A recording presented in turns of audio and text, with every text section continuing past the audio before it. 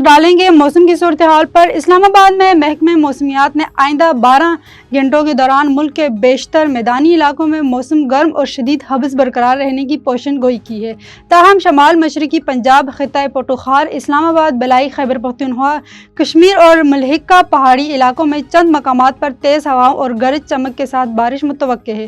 گزشتہ 24 گھنٹوں کے دوران ملک کے بیشتر علاقوں میں موسم گرم اور حبس رہا، تاہم لاہور، گجرانوالہ، فیصل آباد، راولپنڈی، اسلام آباد، اٹک اور بنوں میں مختلف مقامات پر بارش ہوئی ہے۔